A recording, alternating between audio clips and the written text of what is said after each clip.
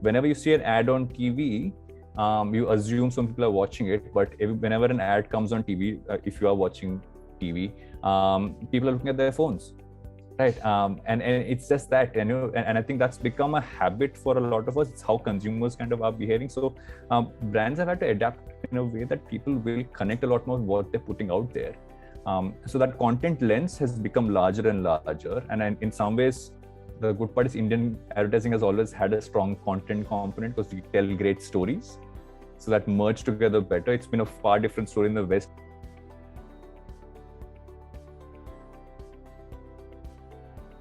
Consumers consume a shit ton of content, all right?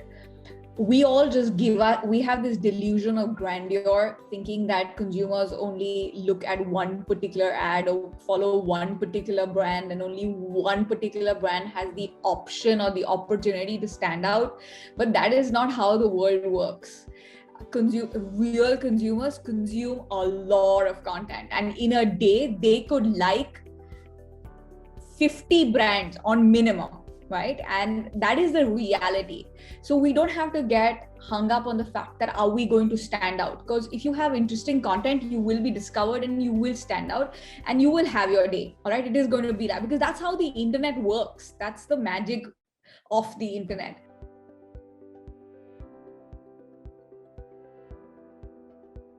So I'll give you guys a little something about why new moons is special. Think of it as a time of planting the seed. So you've got this great 28-day cycle, and think of today as the first day where you'll plant the seed and you'll continue to water it and nurture it and watch that plant grow. So what we are essentially doing today is working with those intentions, whatever it is that you want to bring to fruition into your life. Of course, planting the seed is the first step, but you have to consistently keep, watering it and working towards it.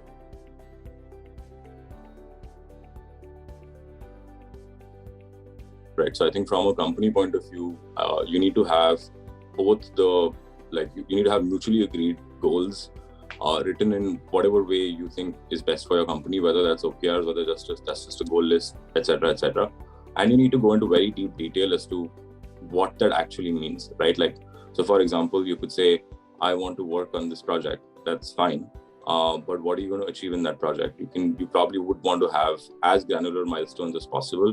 And I often found that it is better to spend a lot of time digging deep into those milestones and aligning on them between you and your manager or whoever is kind of holding you accountable, rather than just saying that this is what I will work on this half or this quarter. So I think number one is having common written goals and that are really, really well thought through.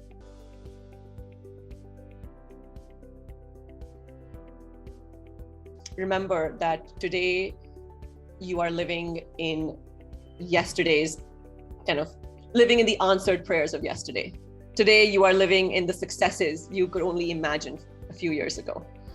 And every time I start criticizing myself, I stop and I think about that look at who I was 5 years ago. I remember I was 16 and I told somebody, can you imagine if I ever get into Berkeley and I get to study psychology? It'll be the epitome of my life. And I did not just that, but 2 more advanced degrees at Ivy League schools, right? So you have to look back and say, who am I today? And how far have I come? And how incredible is that? And how hard have I worked?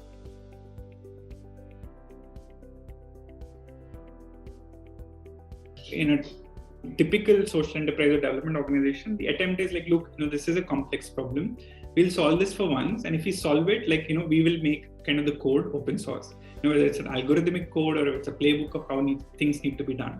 So I think that I see as a fundamental difference. And so that actually, being on this side, actually, I feel like it's a cool way to play the game because, I'm not worried about if I, solve something, how do I protect it? How do I let not others copy it? I'm actually liberated by the fact that I just need to solve this problem once. And then people can, easily kind of replicate, copy it. It's I feel a very exhilarating and liberating feeling to have.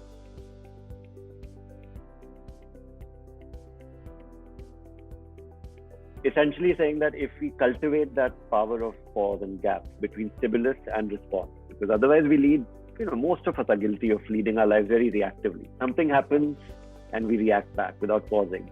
But if we can pause, is when we can choose what is the right response, which is aligned with my values, which is aligned with what I want, which serves the situation, creates the win-win, blah, blah, blah, blah.